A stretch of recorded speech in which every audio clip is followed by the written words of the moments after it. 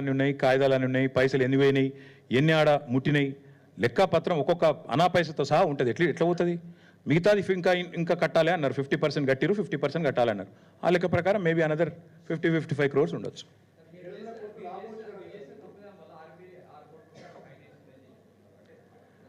ఎవరు చెప్తున్నారు? గవర్నమెంట్ ఎక్కడ చెప్పింది? ఒక్క మంత్రి అయినా కెమెరా ముంగటికి వచ్చి మాట్లాడినా అంతా లీకు వీరులు, ఆర్ల కూర్చొని ఈఆర్ల కూర్చొని లీకులు వచ్చిన ఒక్కనైనా రమ్మని ముంగటికి. రేపు చర్చ పెట్టమని రాదు. నేనేమంటున్నా, మళ్ళీ అడుగుతున్నా, రేపు అసెంబ్లీలో చర్చ పెట్టు, ముఖ్యమంత్రిని మాట్లాడమని దమ్ముంటే. నిజంగా అంతా నేను తప్పు చేసింటే నేను మాట్లాడతా, అసెంబ్లీలో నేను మాట్లాడతా, నేను మెంబర్ని. రేపు అసెంబ్లీ ఉంది, సస్పెండ్ చేయి, మిగతా బిజినెస్ సస్పెండ్ చేసి పెట్టు. నేను వద్దంటున్నా. రేపు అర్ధరాత్రి 12 దాకా నడిపి, లేదా ఎల్లుండి నడిపి, నిన్నోడు కొట్టి, లేదా 15 రోజులు పొడిగించు. మొదలు 10 రోజులు అవసరమైతే అన్ని ప్రజా సమస్యలు కూలంకషంగా మాట్లాడదాం. రైతు భరోసా, 6 గ్యారంటీలు అన్నీ మాట్లాడదాం. లాస్ట్ 5 రోజులు నీ ఇష్టం. ఒకరోజు ఇది పెట్టు, ఫార్ములా ఇవి పెట్టు, ఇంకో రోజు లగచర్ల పెట్టు, ఇంకో రోజు ఫోన్ ట్యాపింగ్ అంటున్నావు అది పెట్టు, నీ ఇష్టం ఉన్నది పెట్టు. నిన్ను ఎవడు ఆపిండు? పెట్టు, వీఆర్ రెడీ.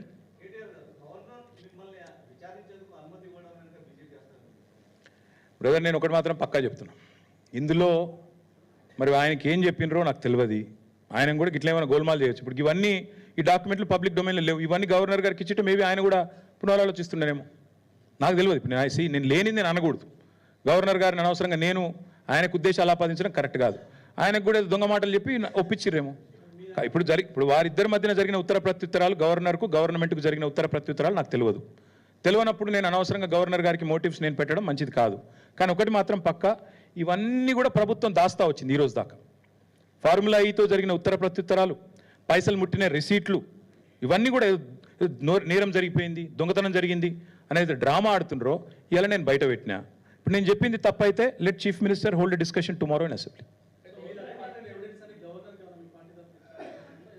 బ్రదర్, ఇవాళ ఎఫ్ఐఆర్ అయిందట. ఒక నిమిషం, ఎఫ్ఐఆర్ అయిందట. ఇప్పుడు నేను గింత చెప్పినాక కూడా మెడకాయ మీద తలకాయ నోడైతే గింత చెప్పినాక లెంపలు వేసుకున్నారే తప్పు జరిగింది అని చెప్పి సపడే కూకోవాలి. ఇక నేను బుద్ధి తక్కువని, నేను ఎవరినైతే వాడిని అరెస్ట్ చేస్తా, ఎల్ఎన్టీ CFOని కూడా అరెస్ట్ చేస్తా, ఆయన కేవలం ఒక మాట అన్నాడు కాబట్టి నాకు నచ్చలేదు కాబట్టి నేను అరెస్ట్ చేస్తా అనే మూర్ఖులతో ఏం మాట్లాడతాం? నేను ఒకటే చెప్తున్నా బ్రదర్, లీగల్గా నేను ఏ తప్పు చేయలేదు, నాకు గుండె ధైర్యం ఉంది, నేను ఏ తప్పు చేయలేదు. ఇప్పుడు మళ్ళీ దాని కాయిదాలు నేను చూపెడుతున్నా.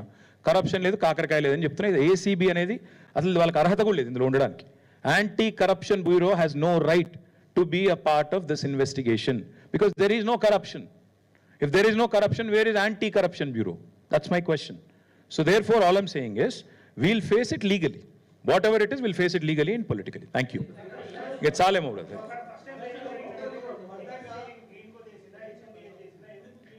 ఇంకా చాలా ఉన్నది కథ. ఇప్పుడు ఎందుకు ఇంత చెప్పినా కదా మళ్ళీ మేము ఇట్లే మూవ్ అవుతాం. వాళ్ళు అట్లా మూవ్ అవుతారు, మేము ఇట్లా మూవ్ అవుతాం. దమ్ముంటే చేతనైతే రేవంత్ రెడ్డి అనేటోడు మొగోడైతే ముందు ORR ఫస్ట్ ఆ టెండర్ క్యాన్సిల్ చేయమనండి. ఫస్ట్ అది క్యాన్సిల్ చేయమనండి, ఆ తర్వాత విచారణ చేయమనండి. రేవంత్ రెడ్డి మొగోడైతే